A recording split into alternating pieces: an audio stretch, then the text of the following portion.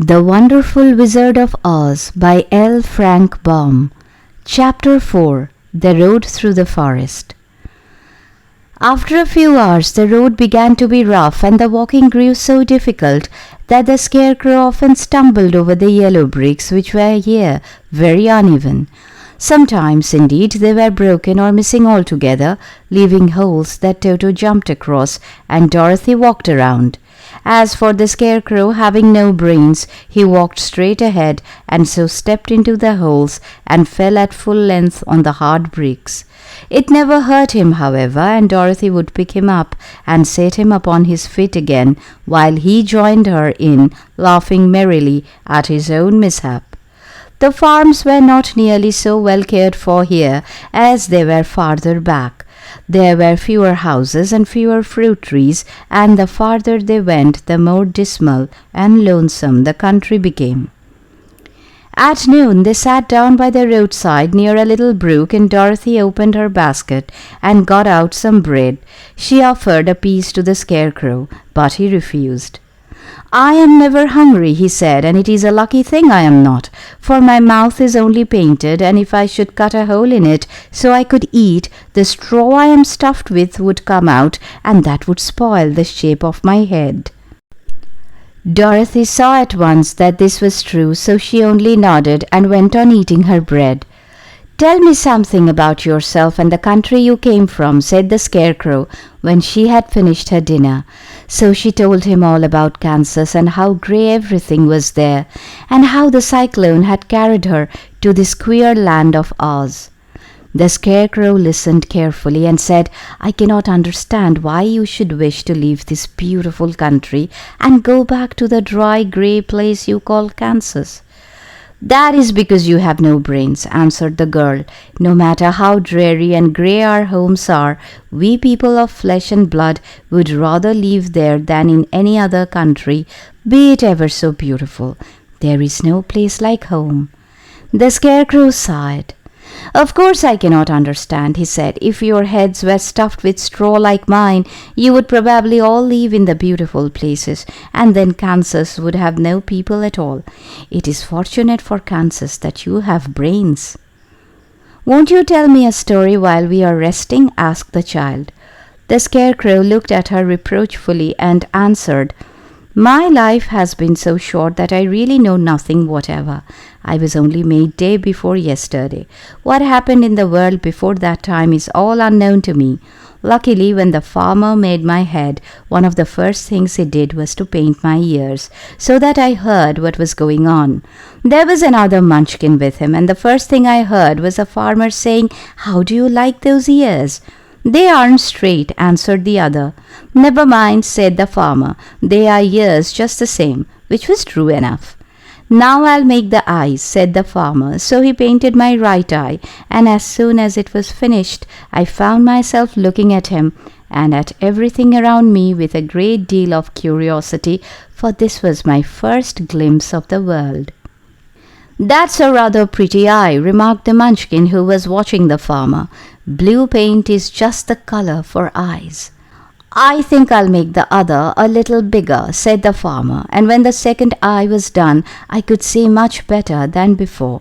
Then he made my nose and my mouth, but I did not speak because at that time I didn't know what a mouth was for. I had the fun of watching them make my body and my arms and legs, and when they fastened on my head, at last I felt very proud, for I thought I was just as good a man as anyone. "This fellow will scare the crows fast enough," said the farmer. "He looks just like a man." "Why, he is a man," said the other, and I quite agreed with him. The farmer carried me under his arm to the cornfield and set me up on a tall stick where you found me. He and his friend soon after walked away and left me alone. I did not like to be deserted this way, so I tried to walk after them, but my feet would not touch the ground, and I was forced to stay on that pole. It was a lonely life to lead, for I had nothing to think of, having been made such a little while before. Many crows and other birds flew into the cornfield, but as soon as they saw me, they flew away again, thinking I was a munchkin, and this pleased me and made me feel that I was quite an important person. By and by an old crow flew near me, and after looking at me carefully, he perched upon my shoulder and said, "I wonder if that farmer thought to fool me in this clumsy manner. Any crow of sense could see that you are only stuffed with straw." Then he hopped down at my feet and ate all the corn he wanted. The other birds, seeing he was not harmed by me, came to eat the corn too. So in a short time there was a great flock of them about me. I felt sad at this, for it showed I was not such a good scarecrow after all. But the old crow comforted me, saying, "If you only had brains in your head, you would be as good a man as any of them, and a better man than some of them. Brains are the only things worth having in this world, no matter whether one is a crow or a man." After the crows had gone, I thought this over and decided I would try hard to get some brains. By good luck you came along and pulled me off the stake, and from what you say, I'm sure the great Oz will give me brains as soon as we get to the Emerald City. "I hope so," said Dorothy earnestly, "since you seem anxious to have them." "Oh yes, I am anxious," returned the Scarecrow. "It is such an uncomfortable feeling to know one is a fool."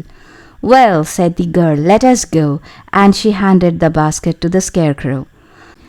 There were no fences at all by the roadside now, and the land was rough and untilled. Toward evening they came to a great forest where the trees grew so big and close together that their branches met over the road of yellow brick. It was almost dark under the trees, for the branches shut out the daylight, but the travelers did not stop and went on into the forest.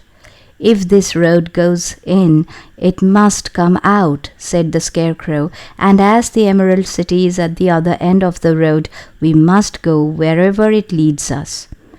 "Anyone would know that," said Dorothy. "Certainly, that is why I know it," returned the Scarecrow. "If it required brains to figure it out, I never should have said it." After an hour or so, the light faded away and they found themselves stumbling along in the darkness. Dorothy could not see at all, but Toto could, for some dogs see very well in the dark, and the Scarecrow declared he could see as well as by day. So she took hold of his arm and managed to get along fairly well. "If you see any house or any place where we can pass the night," she said, "you must tell me, for it is very uncomfortable walking in the dark." Soon after, the Scarecrow stopped. "I see a little cottage at the right of us," he said, "built of logs and branches. Shall we go there?" "Yes, indeed," answered the child. "I am all tired out." So the Scarecrow led her through the trees until they reached the cottage, and Dorothy entered and found a bed of dried leaves in one corner. She lay down at once, with Toto beside her, soon fell into a sound sleep. The Scarecrow, who was never tired, stood up in another corner and waited patiently until morning came.